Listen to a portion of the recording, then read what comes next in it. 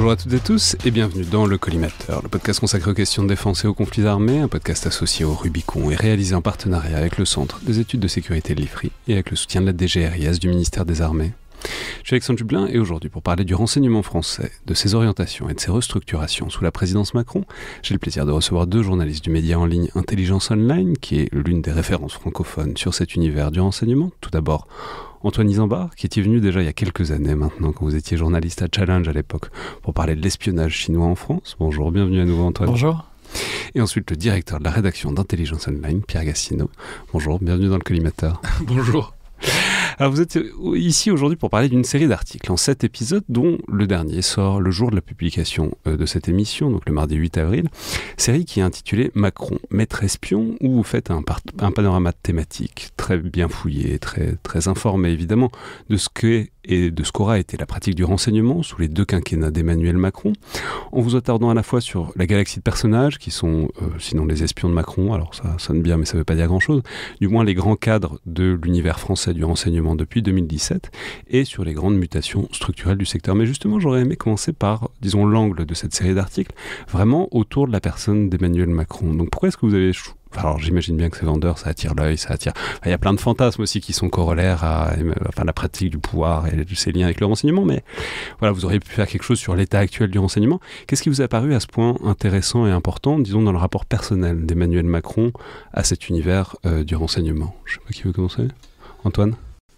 C'est vrai qu'on aurait pu faire, disons, une histoire du renseignement sous Macron, mais c'est au final un petit peu ce qu'on a fait, et l'idée de le personnaliser était liée au fait que on s'est rendu compte en discutant entre nous et puis avec les cadres du renseignement ou des hauts fonctionnaires que finalement Emmanuel Macron avait été le président de la 5e, qui est probablement celui qui a eu l'usage du renseignement le plus...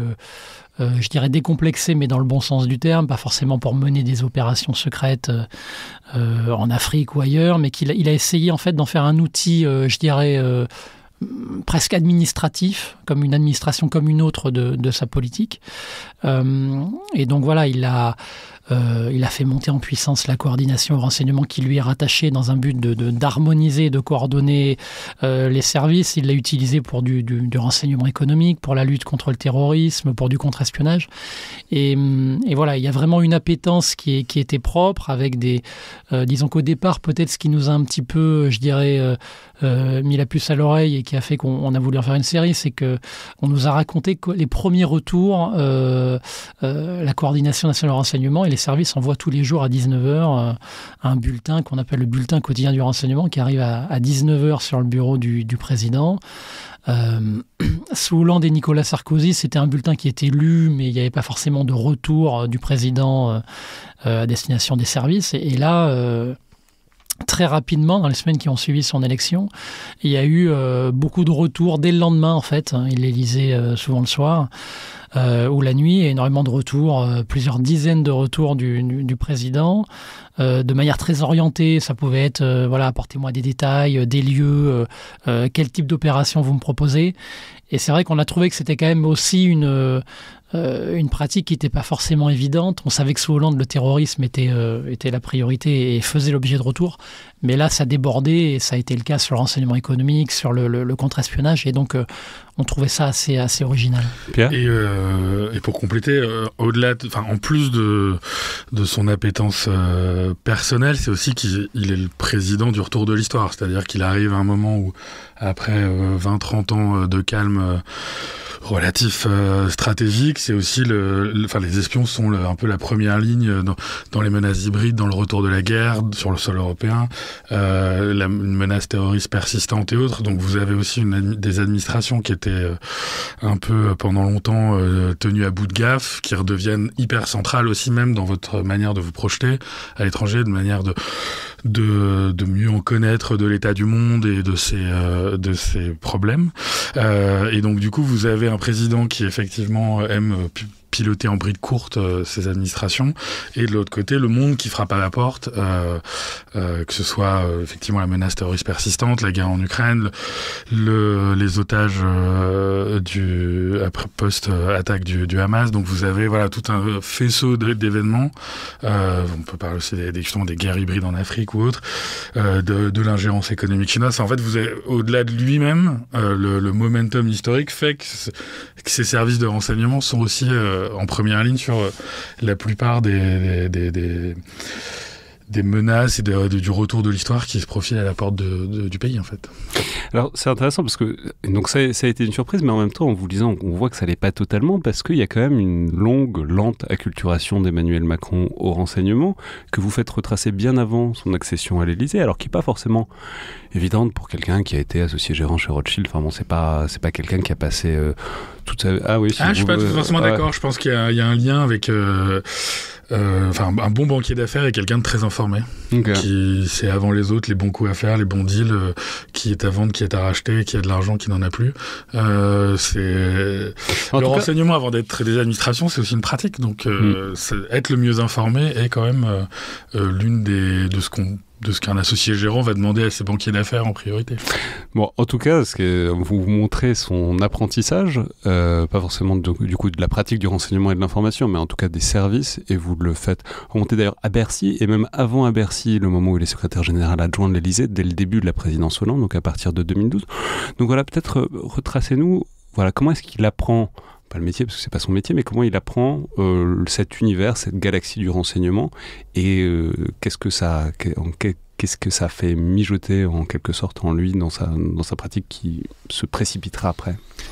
Ouais, il est à l'Élysée comme secrétaire général adjoint de 2012 à 2014, et il est en charge des affaires et des dossiers économiques notamment.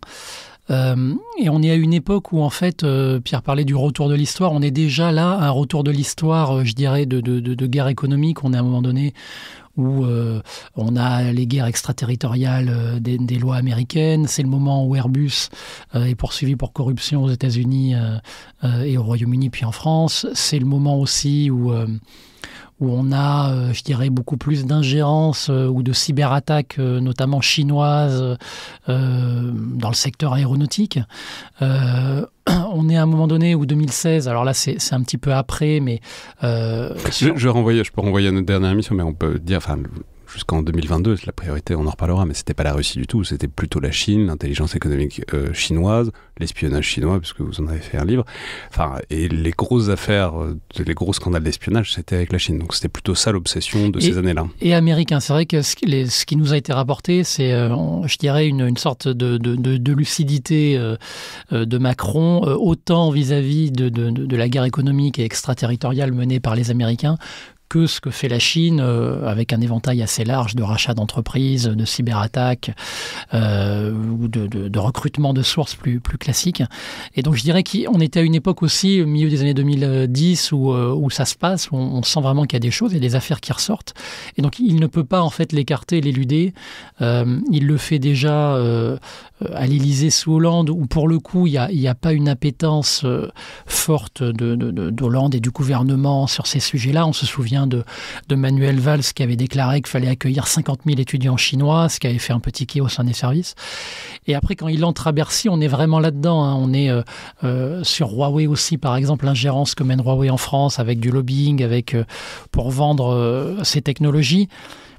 Il est vigilant à ça. Il n'a pas forcément, je dirais, à l'époque, une colonne vertébrale extrêmement précise sur on va interdire carrément ça. Mais en tout cas, il baigne là-dedans et il a déjà à l'époque des retours des notes des services de renseignement qu'il alerte là-dessus et il lit les notes. Et c'est vrai qu'à l'époque, c'est marrant parce que mais ce qui peut sembler à vous lire, ça a l'air d'être vraiment de l'originalité incroyable d'Emmanuel Macron. C'est le mec qui lit les trucs qu'on lui envoie, quoi. Sur ces sujets-là, on nous a raconté, le nombre de ministres et notamment de l'économie, et on pourrait parler de Bruno Le Maire sans le citer, qui n'y accordait aucun... Ne le citons pas du coup. Ne le citons pas pour le coup. Voilà. Beaucoup de ministres qui n'accordaient strictement aucun crédit ou qui lisaient ça un petit peu par-dessus l'épaule. et lui non. Et donc après, alors ça se traduit pas concrètement, immédiatement par des décisions, forcément. Mais en tout cas, c'est quelqu'un qui lit et qui a conscience du monde qui est en train de se transformer. Et donc ça a joué aussi pour la suite. En plus, vous placez des scènes, vous placez des scènes qui sont marrantes parce que ça, évidemment, ça titille un peu. C'est un bunker en dessous de Bercy où il réunit des gens, etc., des trucs hyper secrets. Enfin bon, il y a tout un... Ce que vous décrivez, c'est son rapport au secret. Il a toujours aimé ça. On le dit après sur les conseils de défense. Voilà, c'est un goût pour le secret, pour apparaître comme étant les pièces où tout le monde laisse son téléphone à l'entrée et tout. Ouais, ça... Ce qui n'était pas le cas sous le précédent quinquennat. C'est vrai qu'il a fallu attendre vraiment 2017 pour que les CDSN, les conseils de défense et de sécurité nationale, l'usage des téléphones soit prohibé. Alors qu'on avait quand même eu l'affaire Snowden qui avait révélé quand même que via les téléphones on pouvait avoir accès à tout, et c'est vraiment lui qui acte ça. Pierre ? Non, je suis tout à fait d'accord, j'ai rien à ajouter. C'est un rapport au secret et un rapport, ce qui est intéressant entre lui et l'état du monde et l'état en fait de l'état, enfin même de l'état français, c'est-à-dire que quand il est à Bercy, c'est pareil, vous avez une direction générale du Trésor où le mot protectionnisme est un gros mot, donc c'est-à-dire que toute barrière qui vient entraver potentiellement est mal perçue. Vous avez plutôt une volonté d'accueillir des investissements directs étrangers, donc sans restriction et autres. Donc c'est un peu un moment contracyclique en fait, c'est-à-dire que alors que les stratèges et autres commencent à voir effectivement le basculement du monde. Vous avez encore toute une administration économique et autres qui est encore dans un schéma très d'accueil des investissements et advienne que pourra, et on verra s'il faut les contrôler après, quoi. Alors là, on arrive assez naturellement vers son moment d'accession à l'Élysée, et là, vous indiquez que vous l'avez dit un peu pour les conseils de défense, mais d'une manière générale, on voit la différence. Dès le début, sur les renseignements, il marque son empreinte, alors que ce soit par la pratique du renseignement, mais aussi par les gens. C'est-à-dire, il vire des gens et il en met à lui. Ce qui peut paraître logique, mais en fait, apparemment, ne l'est pas tant que ça. On n'est pas dans un spoil system à l'américaine. En fait, généralement, on garde un peu les gens, ou on fait des bons tuilages, etc. Lui, pas du tout. Un mois après, il vire et il met des gens à lui. Ça marque quand même une certaine volonté de prendre la chose en main, quoi. Oui, c'était pas l'usage, et je pense que c'est beaucoup lié en fait aux attentats de 2015 qui avaient vu quand même une guerre des services, des bisbilles entre la DGSE et la DGSI notamment, et ça il en avait conscience assez tôt, puisque durant la campagne de 2017 il avait déjà commencé à parler un petit peu qu'il fallait une meilleure coordination. Il avait lancé une idée en l'air qui était un petit peu... qui était assez maladroite, je dirais pas judicieuse parce qu'elle n'a pas été retenue, mais c'était l'idée de créer une task force anti-Daesh, donc qui était quand même extrêmement réducteur en considérant que le Daesh aurait été notre menace principale avec cette task force basée à l'Élysée. Donc elle a été un petit peu... Finalement, on a décidé de renforcer la coordination nationale au renseignement qui est basée à l'Élysée, qui a pour but de coordonner les services et qui est passé d'une demi-douzaine de personnes à une trentaine en quelques mois. Donc... ça qui est une fonction qui n'est pas si ancienne que ça, qui devait avoir une petite décennie à cette époque-là. Qui est en perte de vitesse, en fait, clairement. C'est l'idée pour éviter les guerres entre services, l'idée d'avoir un coordinateur qui agrège tout et qui ensuite répond directement au président, ce qui ne marche que si c'est une personne auquel on donne du pouvoir et de l'importance structurellement, ce qui a pu varier, mais n'était pas forcément le cas en 2017, quoi. Il nomme Pierre Bousquet de Florian, qui avait été, qui est un préfet, je dirais, assez respecté, qui a dirigé la direction de la surveillance du territoire, qui est l'ancêtre de la DGSI, qui était à la fois, je dirais, en fait, quand on est coordonnateur, le problème, c'est que souvent, on se fait bouffer par les deux gros services, DGSE, DGSI, et plus sûrement par la DGSE, qui est un petit peu exorbitant et surpuissant. Et donc là, il nomme Bousquet de Florian, qui est quelqu'un issu de la Chiraki, comme Bernard Hémier, qui est nommé à la DGSE. Les deux se connaissent. Et donc, il y a un rapport où Bernard Hémier ne peut pas totalement prendre de haut Bousquet de Florian, d'autant plus que Macron a clairement dit au chef de service, le premier qui fait des cachotteries, qui me fait des cachotteries, il saute. Donc voilà, je dirais qu'il y a aussi une contrainte, et comme disait Pierre, il y a le fait de les tenir un peu bride courte. Et le fait de mettre aussi à la DGSI quelqu'un qui a du poids, qui avait du poids, qui était préfet, comme Laurent Nunez, qui pouvait jouer plutôt en équipe, a pu faire en sorte que finalement, il n'y a pas eu de... Je dirais, en 7 ans, il n'y a pas eu on n'a pas vraiment eu de cas où il y a un service qui a joué perso et qui a été à l'origine d'une faille, comme ça a pu être le cas dans les années 2010. Non, je rajouterais juste... il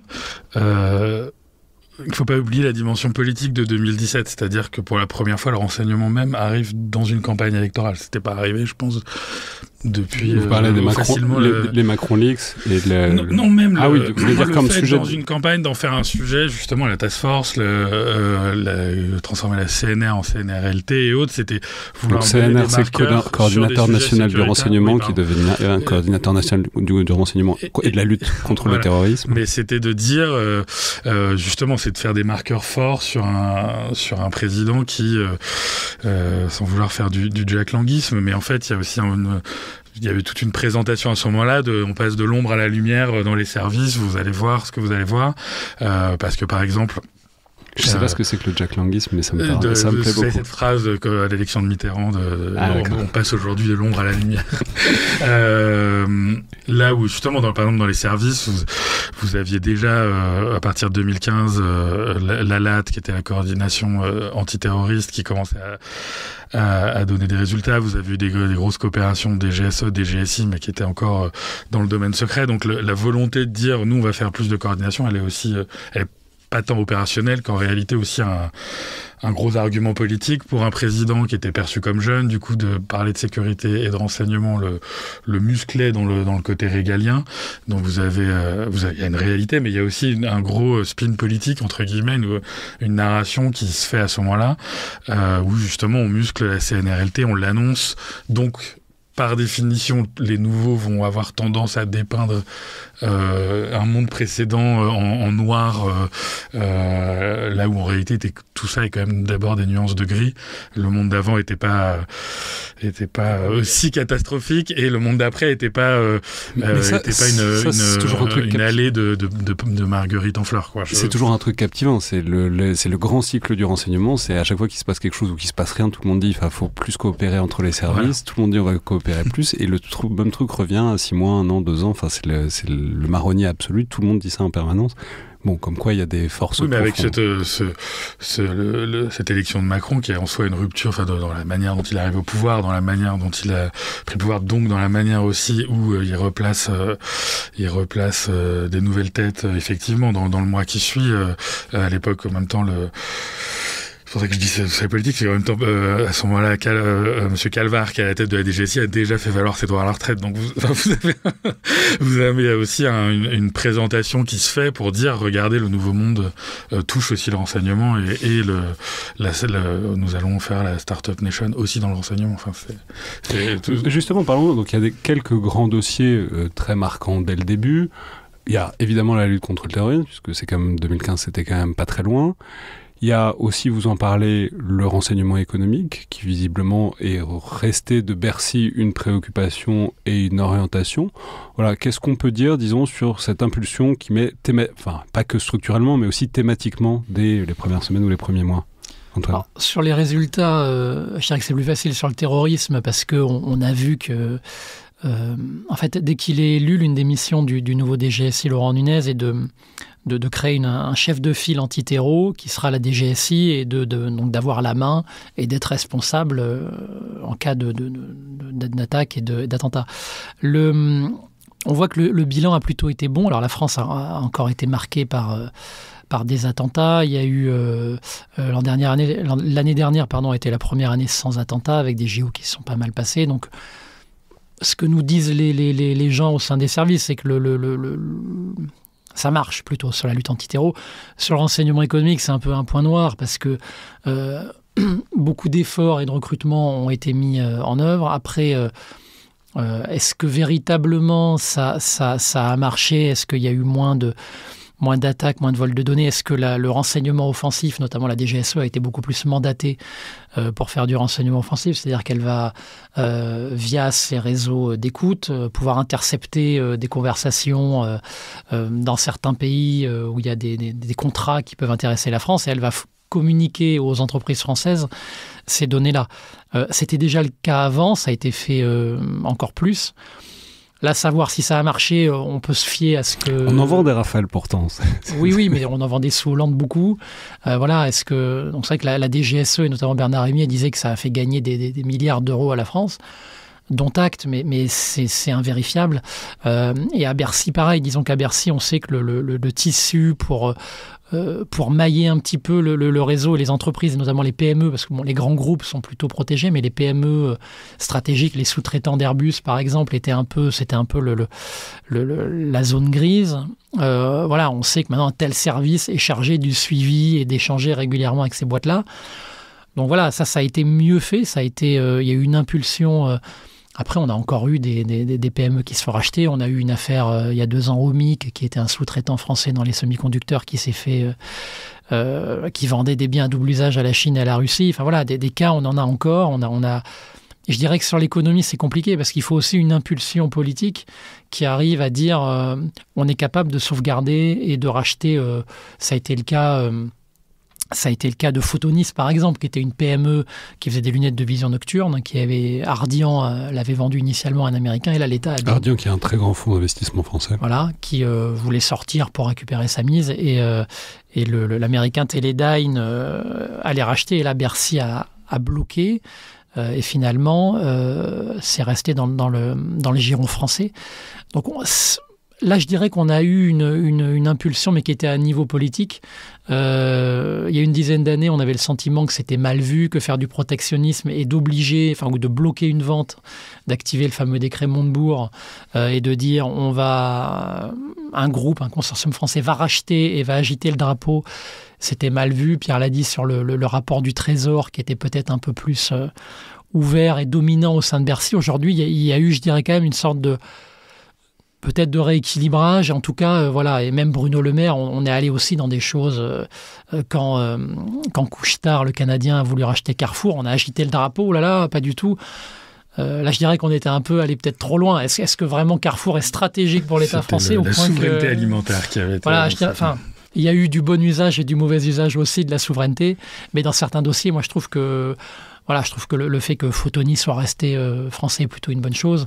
Mais on a un peu tout mélangé. Tout n'est pas stratégique non plus. Oui, mais pour compléter, justement, c'est le succès d'avoir... Ce serait un succès en creux de cette politique de sécurité économique. On appelle plutôt ça à Londres, par exemple, ou à Washington. C'est que ce qui est assez drôle de la rançon de ce succès, c'est que maintenant, vous avez toute boîte qui veut bien se valoriser et qui a 0,001% de son activité un tant soit peu stratégique va hurler à la pépite de la défense menacée par un rachat américain pour faire augmenter sa valeur. En fait, donc maintenant le spin assez drôle, donc c'est la narration médiatique assez drôle. C'est vous avez besoin de vous vendre, vous allez pas très bien, vous dites que des fonds américains ou chinois sont intéressés par vous et vous êtes sûr que Bercy va devoir regarder et vous trouver un acheteur potentiel.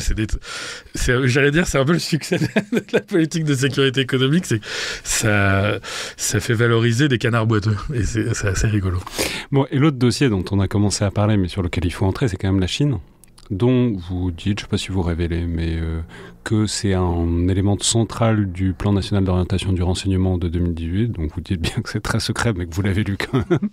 Donc voilà, mais qu'il y a, disons, une insistance très forte et une volonté de faire face, et surtout, et je trouvais ça très intéressant. Alors d'abord, il y a des structures qui se mettent en place, des coordinations qui se mettent en place autour de l'Élysée et autour du ministère des Armées, mais là où c'est très intéressant, vous indiquez qu'il y a une manière de reprendre un peu la grammaire chinoise du truc, c'est-à-dire on fait des sourires et en fait, on fait une vraie guerre économique en sous-main, qui est la manière chinoise, disons, assez traditionnelle, et que la France se met à adopter dans ces années-là, dans ces premières années Macron. Il y a eu cette velléité-là. On sait que dans certains cas, elle n'est pas allée au bout parce que, pour une raison, je dirais, de culture, pour une raison en fait, quand vous montez des plans comme ça, faut aussi être capable de les assumer totalement. Et ce qui ressort de Macron, c'est qu'on voit qu'il y a un peu... dans l'enseignement, il y a un temps diplomatique et le temps du renseignement. Il faut être capable. Et Macron l'a beaucoup, même probablement surjoué et avec beaucoup d'échecs. Le côté diplomatique, moi, avec Trump, je vais être capable de lui parler et de le ramener à ma volonté. Pareil pour Xi Jinping. Ça peut être pareil sur Modi ou pour d'autres.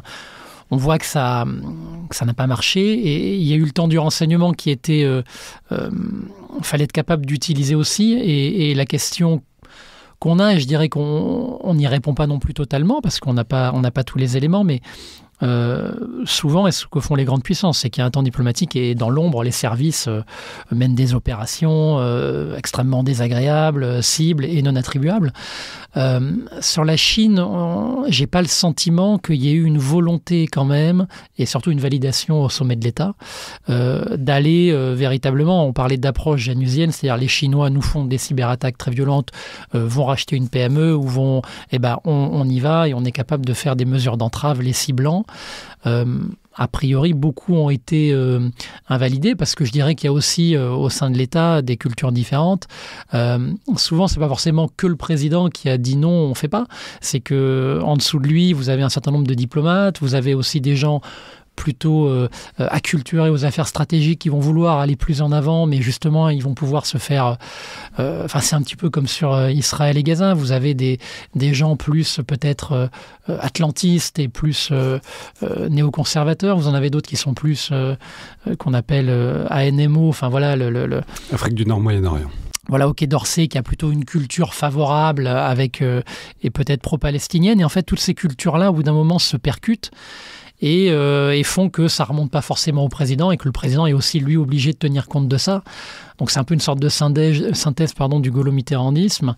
Et voilà, je trouve que c'est vrai que sur la Chine, on a été bon dans la détection, on a été lucide sur la menace. Les années 2010, c'était quand même une montée en puissance des ingérences économiques chinoises. Il y a eu des procès, il y a eu Safran qui s'est fait percer par les Chinois, il y a eu un procès, il y a eu 2 agents de la DGSE qui ont été retournés par les Chinois. Donc on ne pouvait pas le nier et du coup le renseignement a dû travailler aussi là-dessus. Après, dans le clair-obscur et dans finalement le côté offensif, qu'est-ce qu'on a mené ? C'est compliqué à savoir. En tout cas, nous, ce qu'on a su, c'est que certaines manœuvres, notamment de la DGSE, qui avaient été imaginées en Afrique pour entraver des opérations chinoises de Huawei ou dans le secteur des télécommunications, n'ont pas été validées. Elles n'ont pas été validées au sein de la DGSE, mais elles n'ont pas forcément reçu un accueil positif plus en haut. Tu dis aussi un truc fondamental dans cette approche, c'est que tu dis l'approche janusienne, c'est comme ça que ça marche entre grandes puissances. Face à la Chine, la vraie question, parce qu'on est dans un podcast super de réflexion stratégique, donc c'est est-ce que quand on parle des guerres de renseignement France-Chine, est-ce qu'on est dans une égalité entre grandes puissances ? Vous avez d'un côté des millions de fonctionnaires du renseignement, des milliards de dépensés, de l'autre côté une communauté du renseignement qui doit toucher les 20 000 personnes et péniblement les 2 milliards de budget. L'asymétrie, enfin c'est nous qui sommes dans cette guerre asymétrique, c'est nous le faible au fort. Avec une différence de fond qui est qu'on a besoin des investissements étrangers, on a besoin de la sous-traitance chinoise, donc c'est le renseignement, c'est un peu comme dans le terrorisme, le renseignement ne réglera pas les questions sécuritaires, ne réglera pas le problème du terreau djihadiste. Non, mais c'est une guerre franchine. Il faut faire très bien avec peu de moyens, quoi.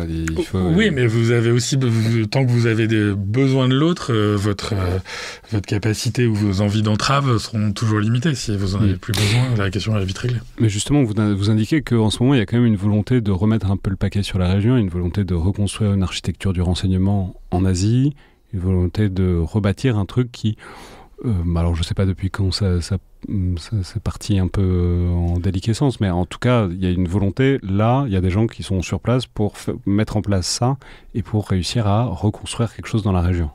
En fait, c'est cette stratégie indo-pacifique française qui précède un peu, enfin qui intervient après il y a le grand basculement américain de dire là où se joue aujourd'hui l'avenir du monde, c'est plutôt dans l'Indo-Pacifique avec une Chine de plus en plus allante et la perspective d'un conflit à Taïwan.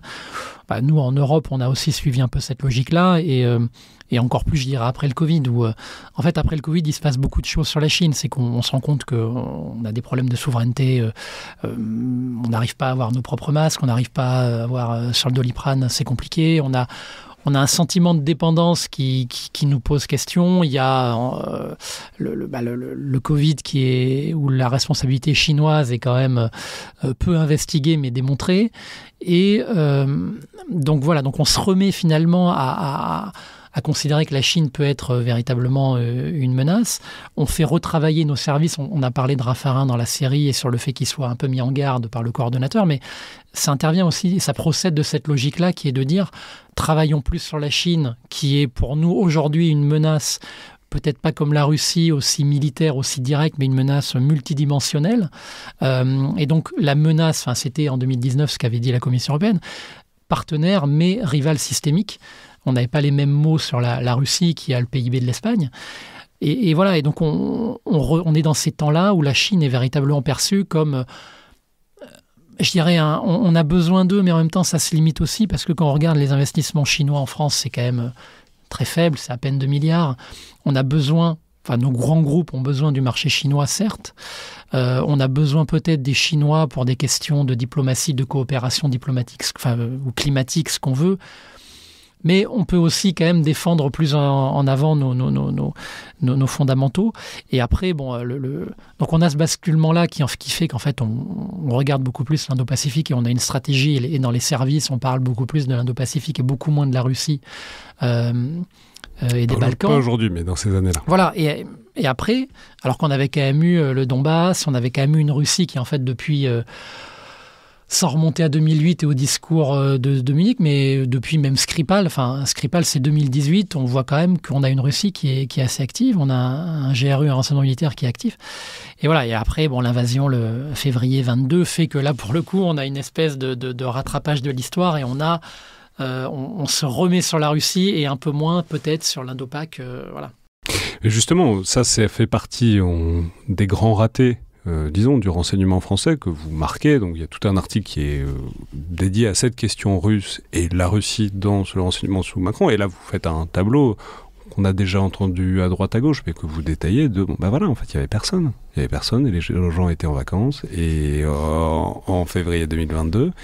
Et sans parler de tous les mecs qui avaient des croix orthodoxes sur leur bureau à Ballard et qui étaient fans de la Grande Russie parce que défenseurs des valeurs patriotiques et voilà. Je veux dire, il y avait un problème de personnel, il y avait plusieurs problèmes de personnel. Il y avait un problème de quantité de personnel, il y avait un problème de culture de maison. Et ça explique pas tout parce qu'on n'est pas les seuls à s'être fait surprendre, mais en tout cas ça explique pourquoi on n'a pas été spécialement meilleur que les autres là-dessus, quoi. Claire ? Oui, puis ça rejoint la question de la grande puissance. On fait avec les moyens qu'on a. On est à un moment où c'est encore le règne des sous-directions CT dans les services contre-terrorisme. Donc vous pouvez pas non plus staffer comme vous voulez tous les autres. Et sur le contre-terrorisme, il y avait eu de la coopération avec la Russie, donc ça invitait pas forcément à une haine exactement. Et vous avez sur la Russie, je trouve que Bernard Army a une très bonne phrase. Donc l'ancien patron de la DGSE. L'ancien patron de la DGSE a une très bonne phrase en expliquant que la DGSE avait le même niveau d'information, mais une analyse différente, point. Nous étions dans une période de négociation. Donc ça sous-entend un peu que parce qu'on négociait, on n'allait pas mettre non plus toutes les capacités offensives du service sur un potentiel adversaire comme la Russie. Donc c'est aussi des choix politiques qui ont piloter les capacités, l'orientation qu'on met au capteur du service. Si vous êtes dans une phase vous voulez montrer une détente, vous voulez montrer une négociation, c'est pas le moment où vous allez brancher tous les téléphones du Kremlin. Donc en fait, paradoxalement, ça vous rend aveugle pour en plus anticiper la suite. Donc ce jeu-là est quand même assez complexe. Et ensuite, ce qui est oui, vous avez, j'allais dire, une imprégnation de certains pans de l'État sur le côté. Moi, je pense que c'est pas tant qu'il y a eu des pro-russes en réalité qui ont gagné dans l'État, ou qui ont pu affecter, mais plutôt un anti-américanisme fort. C'est-à-dire que ce qui drive le truc est beaucoup plus l'anti-américanisme de genre ils vont nous refaire une Irak 2003. que réellement une passion russe. Mais donc du coup ça fait un petit hiatus au démarrage. C'est des histoires que tout le monde raconte, qui sont connues, quoi. Il y avait des gens, on parlait de... C'est Nicolas Quesnel qui racontait ça dans son bouquin on croisait dans les couloirs, dans les vestiaires de Bala, il y avait des mecs qui avaient des aigles de la Grande Russie tatoués dans le dos. Enfin, ça existait. Je sais pas, j'espère je sais pas qui est ce personnage, et j'espère que son tatouage a été effacé. J'espère que ça a fait mal. Je savais pas que Nicolas Quesnel allait prendre des douches à Bala. Mais je crois que c'est pas... Si Nicolas nous écoute, j'espère que c'est une histoire qu'on lui a rapportée. Mais non, mais bref, ça existait, parce que milieu tradi, catho, etc., défenseur des valeurs culturelles de l'Occident, etc., avec des gros guillemets à chaque fois. Donc il y avait ça, et forcément ça... Mais c'est pour ça que vous le dites, vous l'écrivez à un moment, qu'il n'y a pas si longtemps, donc le ministre des Armées, Sébastien Lecornu, disait il n'y a pas un seul officier ou agent du renseignement en France qui ne croit pas que la Russie est une menace. Bon, en tout cas, il y en avait beaucoup, il n'y a pas si longtemps. Faut voir ce qu'ils sont devenus et ce qu'ils font dans la vie maintenant, mais ça existait, quoi. Oui, tout à fait. Et je pense que ça a pu, par résilience et autres, fait ce petit, qu'on a tous senti, j'allais dire, dans les observateurs et analystes, ce petit retard au démarrage quelle est la bonne analyse sur la guerre, l'offensive russe. Est-ce qu'il faut y aller fort tout de suite? Est-ce qu'au contraire, il faut graduer et tout? Et on voit que c'est marrant d'en parler 3 ans après, pour nous tous les deux, on l'a vécu à ce moment-là. Aujourd'hui, on apparaît comme le pays en pointe dans la défense de l'Ukraine et autres. Et si vous replacez de février, je pense 2022 à février 2023, c'est un peu la croix et la bannière, quoi. C'est un truc où ça a mis beaucoup de temps à démarrer, ça a mis beaucoup de temps aussi à percoler dans les services, dans les armées, notamment avec Dimitri Munich, qui a fait ça remonte très voilà, ça met beaucoup de temps. Qui a fait une étude là-dessus, mais tout ça part aussi de la tête et des errements, ou en tout cas des temps de latence d'Emmanuel Macron personnellement là-dessus, sur cette question-là, et c'est à partir de Bratislava, début 2023, que ça déclenche. Mais justement, vous indiquez que c'est marrant, c'est intéressant de voir ça dans les services où il y avait vraiment des oppositions internes, et vous dites notamment entre le numéro 2 de la DGSI, donc Thierry Mata, qui était lui un ancien de la lutte contre les soviets, quoi, contre l'URSS, et complètement acculturé au contre-renseignement anti-soviétique. Et à côté, il y avait d'autres générations de gens qui, effectivement, ont fait leur carrière dans les 20 dernières années de lutte contre le terrorisme, où effectivement, on pouvait certes, la Crimée et le Donbass, c'était pas super, mais on continuait à discuter avec eux de plein de manières différentes. Antoine?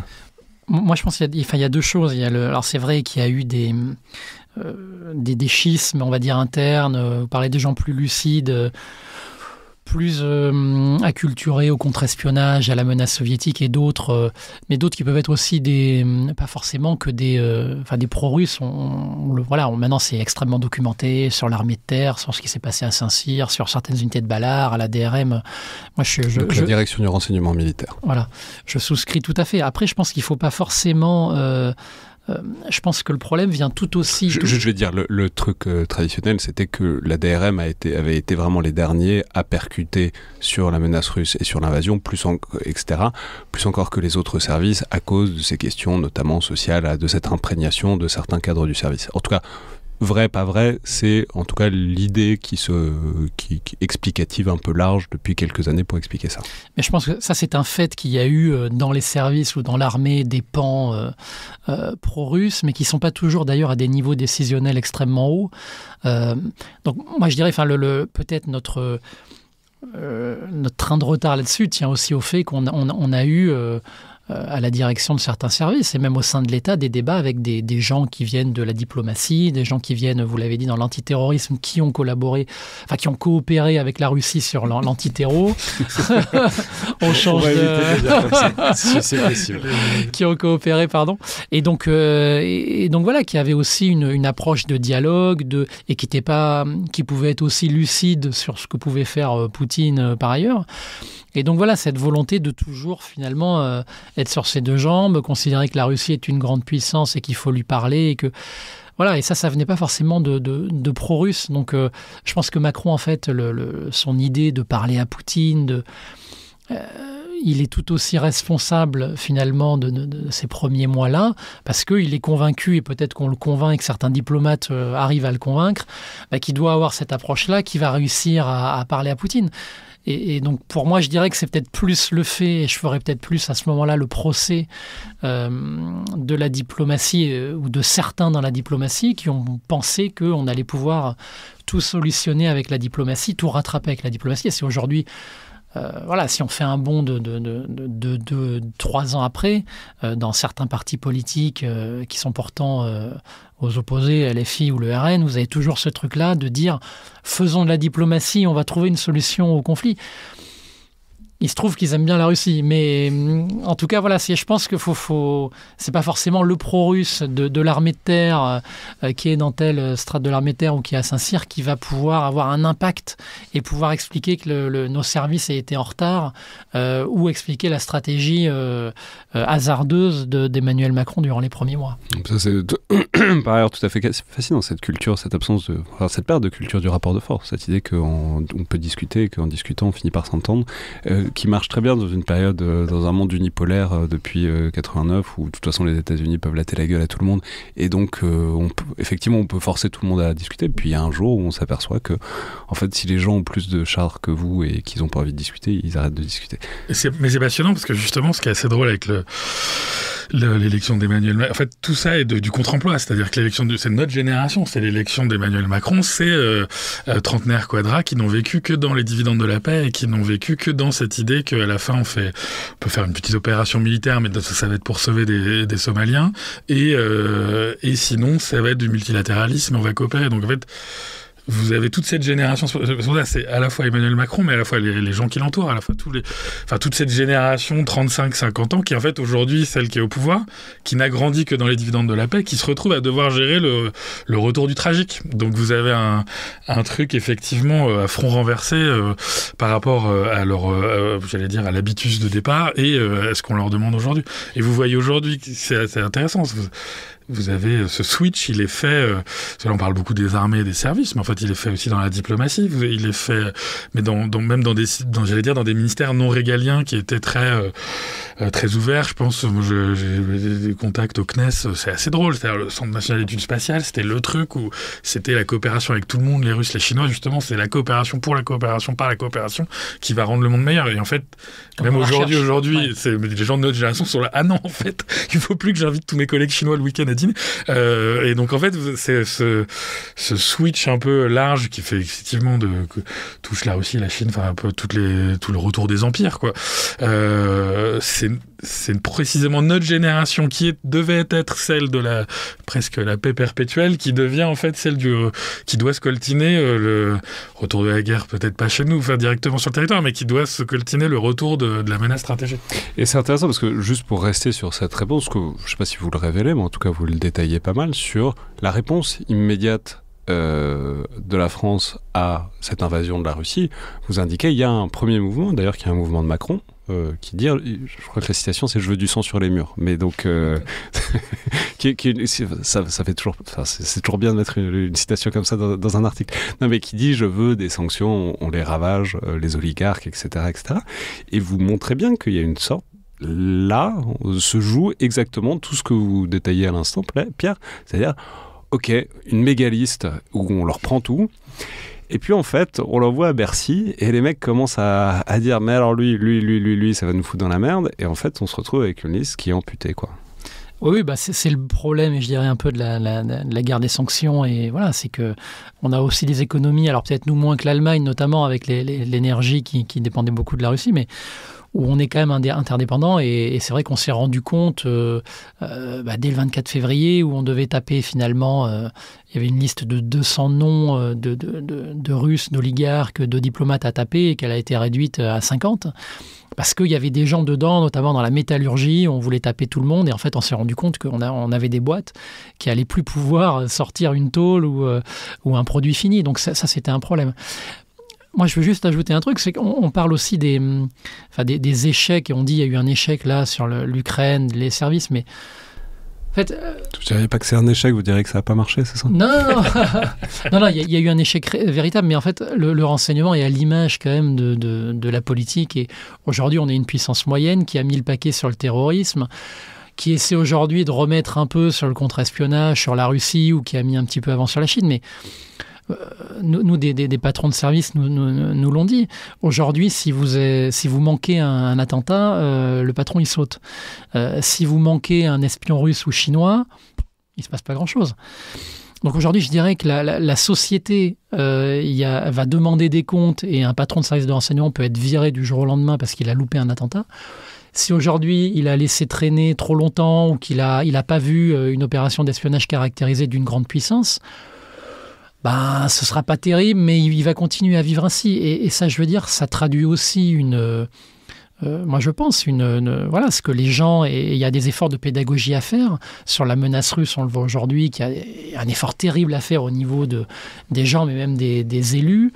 Et voilà, il y a un manque de lucidité géostratégique à la fois de nos élus, mais qui traduit aussi peut-être un manque de volonté des électeurs là-dessus. Et aujourd'hui, le terrorisme est vraiment la menace numéro 1. On manque peut-être de moyens et de forces qui viennent d'en bas pour demander à nos élus de pouvoir se réarmer fortement sur tout ça. Et voilà, donc je dirais qu'il y a le politique et le réarmement fait par Macron, même le fait que le renseignement devienne très fort, moi, j'aimerais bien que ça suive un petit peu plus et qu'on ait des débats de meilleure qualité politique qui puissent renforcer tout ça. Est-ce que tu as vraiment eu un chef de service de renseignement viré après un attentat ? Non, on l'entend, effectivement, on a toujours ce truc, le terrorisme. En 2015, ils n'ont pas sauté ? Non. Ah non ? Ils n'ont pas sauté, mais... Il n'y avait même pas de trou dans la raquette, selon le ministre, donc... Est-ce qu'on n'a pas plutôt tendance d'avoir un État qui fait corps au moment des... c'est l'inverse, vous savez, de la Première Guerre mondiale, où on a inventé ce merveilleux terme de limogeage, mais on envoyait les généraux incompétents réfléchir à l'image, mais dans le renseignement, c'est jamais arrivé. En réalité, les gens ont toujours été finalement maintenus. 80-90 aussi, ils ont tenu tous... justement, en sécurité intérieure. Moi, je pense depuis 2015, je pense. Mais alors justement, ça nous amène peut-être à ces évolutions du personnel, parce que, mine de rien, il y a eu du changement dans ces services. Donc on a dit, il a placé un peu tous ceux qu'il voulait en 2017. Pour autant, c'est pas les mêmes qui restent jusqu'à aujourd'hui. Il y a une disgrâce qui est très claire, que vous détaillez, c'est la disgrâce de Bernard Rémier, qui renvoie à un autre des échecs principaux du mandat Macron, c'est le Sahel, les coups d'État au Sahel. Mais donc peut-être revenons là-dessus, parlons de Bernard Rémier, qui a été un patron assez emblématique, parce qu'il est resté quand même vraiment longtemps. C'est un diplomate, un ancien ambassadeur Liban, Algérie, etc. Enfin bon, c'était une très grosse figure, qui a par ailleurs, je pense, beaucoup bénéficié du Bureau des légendes. C'est-à-dire ça a beaucoup aidé à dorer l'image du service, et je pense que c'est pas pour rien dans certaines carrières, enfin dans une image globale du service qui s'est beaucoup améliorée dans ces années-là. Mais il finit par être remplacé, et là ça enclenche, ça continue, ça accélère, disons, un jeu de chaises musicales au sein des grands services de renseignement. Je sais pas qui veut... Pierre ? Oui, ce qu'on raconte, c'est pas tant une disgrâce d'un homme pour lui-même, c'est beaucoup plus que la DGSE est forte quand l'articulation avec le politique est bonne. C'est-à-dire qu'il faut que son chef, et en l'occurrence c'est une nomination totalement discrétionnaire du président, le directeur de la DGSE, donc il faut que le tuilage entre le président et le chef des espions français soit très bonne. Il faut surtout aussi que les espions français, la DGSE, soient bien pilotés. C'est-à-dire qu'il lui faut une cohérence de long terme, il lui faut des objectifs de long terme qui ne changent pas tous les matins en fonction de l'actualité, justement. Donc c'est aussi une double articulation qui doit bien fonctionner. Il faut que le président comprenne bien comment piloter ses espions, et que les espions comprennent bien ce que le président a dans la tête. Et effectivement, ce qu'on raconte, c'est qu'on voit que à l'instigation, ça c'est pas une question d'une personne, mais c'est qu'à l'instigation entre l'Élysée, les jeux de cours à l'Élysée, les jeux de cours au ministère des Armées et autres, la relation se distend avec une histoire qui s'accélère. Donc en fait, vous avez déjà l'Ukraine, mais en même temps que l'Ukraine, vous avez de plus en plus de coups d'État en Afrique qui accélèrent et qui accélèrent. En interne, on vous dira toujours, nous, on nous demande de mettre tout sur le contre-terrorisme, donc on ne peut pas faire de renseignement politique à la fois. On a des capteurs français limités, en réalité, on n'a pas des énormes budgets par rapport eu égard à la taille de nos ambitions internationales. Et donc, du coup, vous avez un château qui s'agace et un service qui se sent malmené et un peu non piloté. Et donc, oui, il y a un détricotage qui se fait petit à petit avec au fur et à mesure un bal des ambitieux qui se met en place, sachant qu'encore une fois, vu que la nomination est discrétionnaire et peut s'annuler à tout moment, on raconte un peu comment tout ça se déroule quoi, sur un an.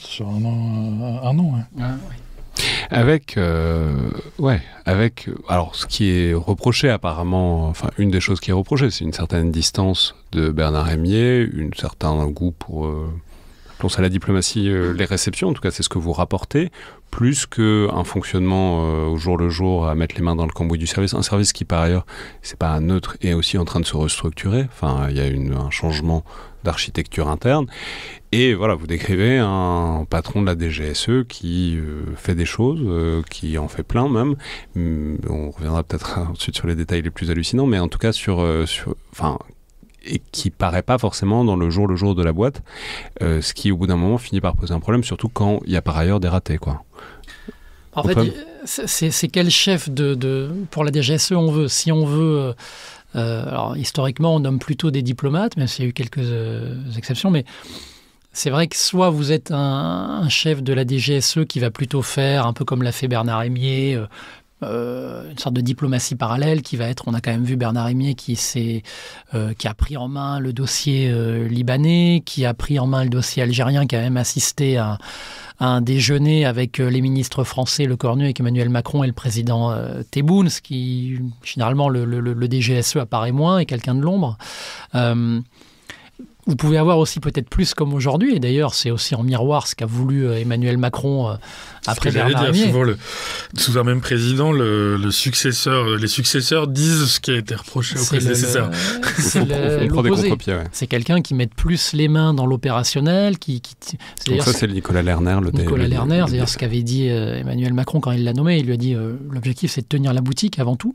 Alors ça intervenait après quand même beaucoup de ratés, notamment au Sahel, et donc il y avait quand même un besoin de remettre un peu les choses au carré. Mais voilà, et c'est vrai que... Alors c'est un préfet, et voilà, Emmanuel Macron, on le voit bien sur les différentes nominations. C'est un camarade de promo aussi d'Emmanuel Macron, donc ce que vous disiez sur l'alignement, enfin, alors après, tous les camarades de promo de l'ENA sont pas forcés d'être meilleurs potes pour la vie, mais en tout cas, il y a une familiarité, ne serait-ce que générationnelle et culturelle entre les deux, quoi. Et oui, effectivement, la passion d'Emmanuel Macron pour les préfets, par rapport à des diplomates, ça c'est clair que c'est quand on voit aujourd'hui le paysage des gens en poste, sont on va dire le secteur renseignement / régalien et autres, c'est ultra majoritairement des préfets. C'est assez frappant. Et le recul, ce que tu racontais, le recul des diplomates, en fait, un peu depuis l'Élysée jusque dans les services et autres, c'est l'un des gros phénomènes de la Macronie. C'est-à-dire donc un désir d'avoir un préfet, c'est par définition quelqu'un qui s'assure que les choses marchent bien, que les rouages tournent, que les engrenages sont bien huilés, etc., etc. Et là, enfin, je veux dire, vous racontez... Votre passion pour les préfets Non, mais je connais aucun préfet, malheureusement. Non, mais vous racontez un épisode assez hallucinant de Bernard Rémier, dont je sais pas, enfin bon, qui est raconté, quoi, où il serait allé rencontrer Hassan Nasrallah personnellement quelques semaines avant le 7 octobre au Liban. Qui est un truc qu'on a vraiment du mal à croire, tellement ça paraît absurde, lunaire pour le directeur de la DGSE. Mais en tout cas, disons que ça entre en résonance, en cohérence avec, disons, un portrait plus général que vous faites de son mandat, quoi. Oui, c'est un peu le diplomate espion. Alors c'est quelqu'un qui avait été en poste au Liban, qui avait rencontré Nasrallah quand il était ambassadeur au Liban dans les années 2000. Il l'a rencontré donc personnellement à Beyrouth avant le Covid, et effectivement on raconte ce voyage qui peut paraître totalement quasiment insensé dans des conditions un peu dignes de James Bond ou du Bureau des légendes, où il va le voir sans officier de sécurité, sans son officier de sécurité de la DGSE, avec des changements de voiture dans des parkings, les yeux bandés, avec arrivé dans l'immeuble, l'ascenseur qui va et vient pour pas identifier l'étage du rendez-vous. Donc voilà, c'est sûr qu'il a fait pareil aussi en Iran, où c'était ce profil-là d'un diplomate espion qui allait pouvoir rencontrer tout le monde. Alors c'est à la fois le rôle d'un service de renseignement, c'est de rencontrer tout le monde et de parler à tout le monde. Peut-être pas les yeux bandés, etc. Heureusement qu'ils n'ont pas filé un beeper au passage, parce que ça... Bah oui. D'autant que voilà, c'est vrai que c'était 2 mois après le 7 octobre, donc voilà, c'était assez risqué. Mais encore une fois, on revient à ce profil-là. Est-ce qu'en gros, le chef de la DGSE doit être spécifiquement un homme de l'ombre qui est dans l'opérationnel, qui n'apparaît pas, et du coup, ça peut lui permettre de pouvoir appuyer des opérations peut-être plus clandestines, plus marquées, plus d'entraves, plus violentes, qui ont plus d'impact, ou quelqu'un qui effectivement va avoir un comportement qui est plus celui que pourrait avoir un diplomate du Quai d'Orsay, de parler à tout le monde. Mais du coup, est-ce que véritablement le rôle du DGSE est celui-ci ? En tout cas, c'est vrai qu'en interne, on a relayé ça. Ça fait plusieurs années, moi qu'on me le remonte, mais d'agents ou d'anciens agents qui sont un peu frustrés parce qu'ils considèrent que par rapport à des pays autoritaires et qui ont des services extrêmement tenus très fortement et qui mènent des opérations très violentes, il y a aujourd'hui en tout cas, certains agents aimeraient mener des opérations plus fortes, y compris en terrain russe, y compris en Chine, y compris dans des zones, dans des pays proliférants, et aimeraient qu'il y ait une validation de ce type d'opération beaucoup plus forte et qui permette de faire du renseignement opérationnel. C'est en creux ce qu'a demandé Radcliffe, le nouveau patron de la CIA américaine. Et je peux préciser qu'on en a fait un épisode il n'y a pas longtemps avec Clément Renaud de l'IRSEM qui montrait ça, qui parlait de ça, de cette double culture de la CIA et les gens qui veulent refaire des opérations avec des espions, etc., par rapport à la direction de l'analyse qui avait pris beaucoup d'importance depuis quelques années. Ouais. Et c'est également ce que... Ce qui est génial aux États-Unis, c'est que c'est politisé. Oui. L'ADA vote démocrate, l'ADO vote républicain. Ouais. Et c'est également ce que Nicolas Lerner souhaite et a reçu comme mandat, c'est de faire moins de diplomatie parallèle, de faire moins d'analyse, de notes d'analyse, mais de produire beaucoup plus de renseignements bruts et de renseignements opérationnels, ce qui est aussi l'essence d'un service de renseignement. Et alors, mais c'est intéressant parce que peut-être un dernier personnage dans cette galerie de portraits on pourrait parler de Céline Berthon, on pourrait parler de plein, qui est la DGSI désormais, mais un personnage intéressant sur lequel vous remettez un petit peu le projecteur, mais qui avait été déjà, je me souviens, détaillé son personnage par un article du Monde l'été dernier, c'est Paul Solaire, donc qui est un militaire envoyé spécial de la présidence un peu partout pour faire des choses compliquées. Je sais pas comment le décrire. C'est hyper une bonne définition. Non mais voilà, qui est un ancien dragon du 13e RDP, donc l'unité de forces spéciales spécialisée dans le renseignement, qui est à la manœuvre dans plein de choses. Mais c'est intéressant parce qu'il y a d'un côté cette volonté que la machine tourne bien, les rouages, etc., bien les huiler avec des préfets qui s'assurent que tout est ajusté et que la machine fonctionne. Et puis à côté, il y a ce mec qui va faire des choses. Mais justement, est-ce qu'il n'est pas le symptôme du fait que la machine ne marchait pas aussi bien que ce qu'on voulait le dire avant?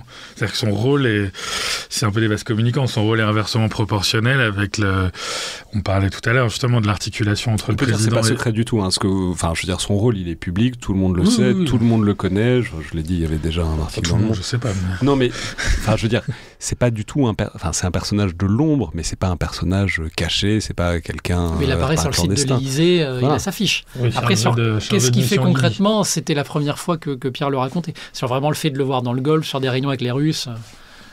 Oui, c'est ça. Ça a été de maintenir des liens sur à peu près toutes les crises, mais qui sont des liens à la fois complémentaires de ceux que les services de renseignement peuvent avoir par eux-mêmes, et une volonté de l'Élysée toujours. C'est ça qui est intéressant. Pour ça, c'est vraiment le lien du président avec ses hommes qui est intéressant. C'est d'avoir une volonté de bride courte, hors gang administratif, j'allais dire. Donc, ce que vous dites est très vrai. C'est-à-dire que enfin, c'est un peu comme ce qu'on disait tout à l'heure sur les prédécesseurs et les successeurs des DGSE, c'est qu'il incarne pas, en fonction du nombre de ses missions ou autres, il incarne aussi de la perception qu'a le président lui-même des leviers dont il dispose à l'intérieur de l'État. Moins il va sentir avoir de leviers, plus il va passer par un homme un peu maverick hors cadre. Donc c'est pour ça que c'est signifiant, effectivement, même si tu dis, tu vois, aujourd'hui, on a un DGSE beaucoup plus, comme tu disais, opérationnel, tourné vers les opérations et autres. C'est complémentaire d'avoir justement un Jiminy Cricket, en fait, quelqu'un qui peut aller partout discrètement, répondre du président aussi. Et après, vous avez je vais compléter par ça, parce que ça, c'est du point de vue présidence et français. Vous avez aussi des pays qui vont vous demander ce genre de profil. J'entends par là que chaque raïs a besoin d'avoir son homme de confiance qui peut envoyer dans toutes les capitales. C'est aussi un mimétisme des formes. C'est l'international des barbouzes qui... Non, c'est pas des barbouzes. Non, mais je plaisante pas. Je veux pas dire... Non, parce que c'est vraiment pas de faire des barbouzeries, justement. C'est pas du tout d'aller poser, j'en sais rien, moi, des micros ou des bombes. C'est beaucoup plus que vous avez, notamment dans le Retour des Empires, c'est intéressant. Vous avez toujours le missi dominici de l'empereur qui est à côté de la diplomatie, qui est à côté aussi des services. Missi dominici est effectivement un bien meilleur terme que barbouze. Et qui est, voilà, le chaque raïs... Missi dominici, donc je rappelle, c'est un terme... Missus Dominicius. Oui, enfin, Dominicus, oui. Qui est donc l'envoyé du maître, qui était littéralement, dans le système carolingien, les envoyés qui partaient dans les provinces pour assurer des communications. Ce qui est effectivement tout à fait oui, il faut pas avoir plus de pouvoir ni moins de pouvoir, mais c'est de transmettre le message et de le prendre de manière directe, souvent dans des états à gouvernance complexe où ce lien intuitu personae est super important. C'est pour ça que c'est intéressant qu'il soit, entre guillemets, son personnage soit né sur la crise libyenne, où vous aviez justement que des milices, que dans un monde très gris et autres. Vous êtes aussi à un moment où l'État français, c'est plus aussi un moment où trop il habite, c'est-à-dire que la DGSE va soutenir Khalifa Haftar, l'un des camps. Le commandement des opérations spéciales, lui, a une mission à Tripoli de soutien du gouvernement d'union nationale opposé à Khalifa Haftar. Donc il apparaît aussi à un moment justement où la présidence veut renaviguer entre tous les acteurs, veut sortir j'allais dire, de la bipolarité de son action un peu contradictoire, et où c'est un terrain, ce qui est intéressant, je trouve, c'est un terrain où la matrice de tout ce qui va se passer après dans le monde est là. C'est-à-dire que vous avez tous les sponsors internationaux qui se branchent sur ce truc. Les narrations turques se branchent dessus, et le soutien après-militaire. Donc vous avez tous les États arabes qui sont en contre les frères musulmans globalement, qui vont appuyer l'autre côté. Vous avez la Russie qui revient. Vous avez un peu tous les acteurs donc on va retrouver à peu près dans toutes les crises de la décennie qui suit, qui sont là. Et en fait, vous avez ce personnage qui n'a pas, qui n'est pas une politique à lui seul, qui est vraiment, voilà, le Missus Dominicus qui va donner les messages, qui va les prendre. Et au fur et à mesure j'en reviens à cette idée, mais au fur et à mesure de l'accélération de l'histoire, vous avez ce besoin d'aller vite, discrètement, et dans des pays qui ont cet amour du conseiller de la bride courte, hors administration, que ce soit tout l'arc arabe, mais aussi la Russie, mais aussi des pays plus lointains qui peuvent avoir ces envies-là. Et aujourd'hui, ce que je trouve très drôle, moi, dans ces métismes des formes, c'est que c'est littéralement la manière d'administrer de Donald Trump. Vous avez des envoyés spéciaux russes, vous avez des envoyés spéciaux sur Israël-Palestine, c'est hors administration, qui ne sont pas perçus comme, on va dire, soit efficaces, soit loyales. Et efficace et loyal, l'envoyé spécial, traditionnellement, vous rejoint ces deux caractéristiques. Donc c'est intéressant. Si vous regardez des Steve Witkoff ou autres, c'est autant de Paul Soler américains qui naissent en son. Non, mais alors, là, pour terminer, pour ouvrir, disons, il y a une question qui est que là, on est quand même milieu-fin de quinquennat, il reste un peu moins de 2 ans. Il reste 2 ans, globalement. Et vous explorez, vous essayez de cartographier les grands chantiers, alors, sauf surprise stratégique qui arrive parfois, comme on l'a vu, mais vous dites, il y a une question, il y a un truc sur lequel, très clairement, tout le monde monte et tout le monde se branche en ce moment, c'est la lutte informationnelle. Vous montrez bien aussi que c'est un problème culturel, quoi. C'est pas facile pour le pouvoir d'appréhender ce truc qui prend longtemps et marche de manière, disons, c'est difficilement auditable en boucle courte, quoi. Enfin, peut-être ça marche pas, mais en tout cas, ça prendra du temps. Et voilà, il y a cette question, ce gros dossier émergent que personne ne sait trop comment prendre. Il y a plein de structures qui émergent, il y en a plein. Mais ensuite, savoir comment réellement être efficace là-dessus, c'est encore apparemment, selon vous, une question à l'heure actuelle, disons, à l'Élysée et autour. Je sais pas, Antoine ? Oui, c'est une question dans la mesure où il y a beaucoup d'inquiétudes, d'interrogations sur la présidentielle 2027. Il y a une structure qui a émergé depuis la dernière présidentielle et qui reste quand même un peu en deçà de ce que devrait être une structure afférente, c'est Viginum, qui est donc notre organe anti-ingérence, rattaché, si je ne me trompe pas, à Matignon. Et c'est aujourd'hui... Je crois qu'il est rattaché au SGDSN. Au SGDSN, qui est lui-même rattaché à Matignon. Ouais. Donc voilà, on voit c'est le secrétaire général à la Défense et à la Sécurité nationale.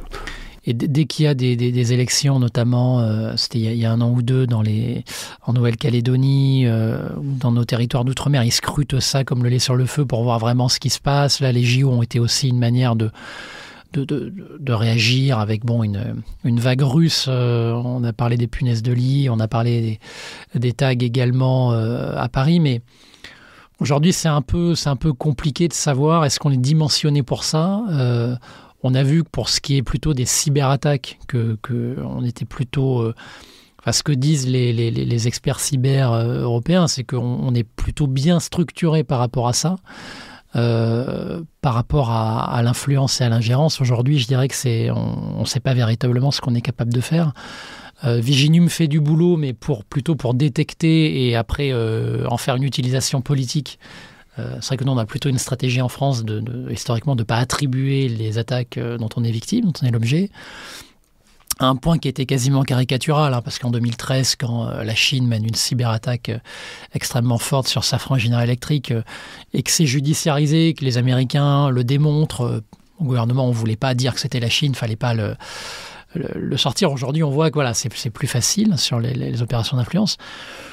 Mais voilà, est-ce que ça va être renforcé ? Est-ce qu'on va recréer une structure ? Est-ce que on parlait aussi dans le dernier article du Conseil de sécurité nationale ? Est-ce qu'en gros, on va créer au sein de l'Élysée une superstructure qui pourrait rassembler l'état-major, la cellule diplomatique et la coordination nationale au renseignement pour en faire vraiment un peu sur le modèle américain, quelque chose de très avec structuré. Un interlocuteur unique pour le président pour toutes les questions de sécurité, quoi. Voilà, et qui va chapeauter tout ça et qui aura notamment dans son périmètre les questions cyber et d'ingérence. On rappelle qu'aux États-Unis, c'est Mike Waltz, le mec qui aime bien faire des boucles signal un peu à tout va. Voilà. Donc voilà, après c'est pas forcément la culture française dans le sens où ça veut dire casser quand même beaucoup de chapelles, ça veut dire un président qui c'est-à-dire donner beaucoup de pouvoir à quelqu'un plutôt que avoir des interlocuteurs divisés et divisables, et voilà. Est-ce qu'il prendra le risque et est-ce qu'il aura la volonté de le faire à 2 ans de la fin de son mandat avec la perspective d'une alternance qui puisse, où le pouvoir puisse retomber entre les mains d'un pouvoir plus au bord et aux extrêmes de la société? C'est pas sûr, mais en tout cas, il y a un débat qu'on raconte dans le dernier article qui se joue parce que les gens voient bien aussi que parfois il y a un manque peut-être d'arbitrage et que en fait les bisbilles et ce que Macron avait appelé l'état profond en août 2019, en fait quand il fait la stratégie de Brégançon pour reparler à la Russie, il dit oui, mais en même temps, au sein de l'État, moi j'ai pas les mains libres parce qu'il y a un état profond qui m'empêche de... Voilà, c'est vrai que l'état profond aussi, on peut dire que parfois il peut permettre d'avoir des contre-pouvoirs et des garde-fous et que en période d'alternance avec un pouvoir politique un peu plus fort, ça peut être une chance. Donc voilà, c'est un débat en tout cas qui est sur la table. Moi, je suis persuadé que Macron osera le faire et qu'il sera soutenu politiquement là-dessus. Pierre ? Oui, sur ce débat, c'est intéressant parce que l'Institut Montaigne, en février, a fait une note sur ce sujet. Note de Jonathan Guiffard, qui était passé par ce micro pour parler notamment de la coopération américano-ukrainienne à la veille. Enfin bon, bref, maintenant il se trouve qu'il est... J'ai remembrance d'avoir écouté cet épisode, c'était très bon. C'est gentil. Mais maintenant il se trouve que par ailleurs il est à Washington en ce moment, il doit bien s'amuser. Mais donc effectivement il a fait une note pour poser la question de la pertinence de créer un avec truc comme ça. 3 options qui sont intéressantes en soi, dans le contexte politico-budgétaire du moment, puisque c'est soit faire ce Conseil de sécurité nationale en partant de la cellule diplomatique et de l'élargir et de la muscler, soit faire une sous-direction du SGDSN qui remonterait à l'Élysée. C'est pareil, qui déjà avec des équivalents temps plein et autres déjà à peu près staffés, soit d'en faire le Conseil de sécurité nationale où lui dit qu'il faudrait un budget d'au moins 100 millions d'euros. On peut imaginer que dans l'espèce de proto-cohabitation dans laquelle on vit, les 100 millions d'euros sont un doux rêve. Et ensuite, on voit que les options, en fait, vont favoriser ou défavoriser chacun des piliers un peu étanches du régalien à l'Élysée, qui sont l'état-major particulier, la cellule diplo ou le CNRLT, le coordinateur national du renseignement. Et c'est intéressant que même lui, dans sa note, dise bien, voilà, par exemple, l'une des options que ça part de la cellule diplomatique, je ne suis pas sûr que l'état-major particulier soit particulièrement ravi, et si ça part du SGDSN non plus, enfin voilà. Donc c'est le sujet même de la manière dont ce serait pris en main et appréhendé. Et c'est une question intéressante. Dit beaucoup de l'état des forces des administrations. Oui, et puis dit beaucoup de la relation on le sait que tout ça est très centralisé autour de la personne d'Emmanuel Macron à l'heure actuelle, qui a, c'est pas controversé de dire qu'il a visiblement la bande passante pour tout gérer, enfin tout le monde le dit, il est très bon à ça. La question c'est est-ce que structurellement il faut créer quelque chose qui soit pérenne dans l'État pour faire ce que Emmanuel Macron fait apparemment plus ou moins tout seul à l'heure actuelle. Et après, c'est aussi d'avoir, c'est d'avoir un organe c'est pour ça qu'on prend beaucoup dans l'article l'exemple des guerres hybrides et autres, c'est d'avoir un organe, parce que le problème des militaires, c'est que toutes les menaces hybrides ne sont pas militaires. Toutes les menaces hybrides ne sont pas non plus que diplomatiques. Toutes les menaces hybrides ne sont pas que des questions de renseignement. C'est d'avoir un spectre plus large. Elles peuvent être aussi ça peut concerner le ministère de l'Éducation à un moment, ça peut concerner, en ce moment on le voit, l'aide publique au développement ou autre. Donc vous avez potentiellement besoin d'organes plus protéiformes pour répondre à des menaces qui sont elles-mêmes plus protéiformes. C'est aussi que la structure actuelle, elle est faite pour soit le CNRLT, typiquement, il y a même LT dans le titre, de la menace, le droit commun antiterroriste et autres, mais aussi de la menace stratégique un peu traditionnelle. Vous avez des spécialistes du nucléaire ou autres. Maintenant, quand vous avez l'exemple azerbaïdjanais est très bon pour ça, parce qu'il touche tout, quoi. C'est-à-dire, il y a du judiciaire avec des Français emprisonnés, il y a du financement, comme tu le disais, dans les Outre-mer, c'est un peu tous les trucs. Donc, en fait, on voit que chaque silo sait très bien traiter le domaine dans lequel il est bon. Il manque un truc il manque. Selon les promoteurs, il manquerait quelque chose qui permette de coordonner tout ça de manière effectivement plus structurelle, parce que les menaces hybrides, quand on voit le momentum historique dans lequel on entre, vont pas s'arrêter. Donc vous allez en avoir de toutes les sortes, et en plus qui seront de plus en plus protéiformes. C'est-à-dire que tout le monde va trouver à un moment une nouvelle corde à un arc qui ne cesse de s'élargir. Et puis ce que certains y trouvent à cette réforme, dans les avantages qu'on peut entendre, c'est qu'historiquement, les relations entre l'état-major particulier, entre leur chef et la coordination nationale du renseignement n'est pas toujours extrêmement fluide.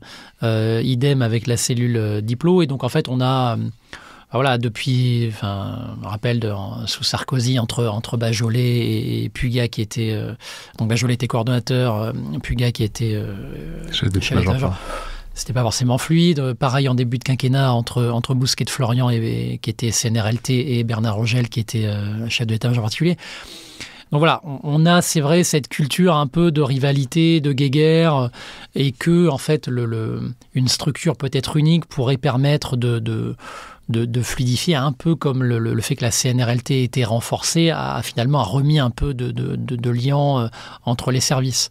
Et puis le deuxième truc, c'est que, voilà, en cas effectivement d'alternance, est-ce que d'avoir une structure là, comme celle-ci, peut-être assez forte, est-ce qu'elle pourrait permettre d'avoir plus de pouvoir et plus de contre-pouvoir face à un président ou une présidente qui pourrait être du coup un peu plus légère ou sensible à des intérêts, je dirais, contraires à l'intérêt français.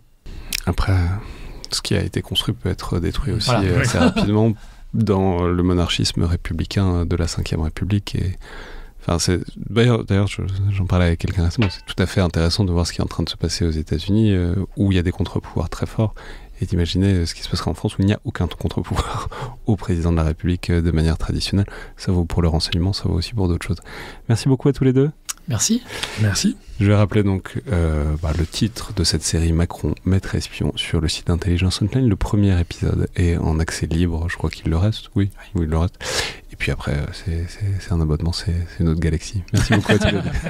C'était donc Le Collimateur, un podcast produit par Alexandre Jublin et distribué par Binge Audio, comme d'habitude. Si vous avez aimé cet épisode, abonnez-vous, notez-le, commentez-le par mail sur les réseaux sociaux du Rubicon, sur Apple Podcast, sur Spotify et désormais sur YouTube aussi, où je mets les vidéos. Merci à toutes et tous, à la prochaine fois.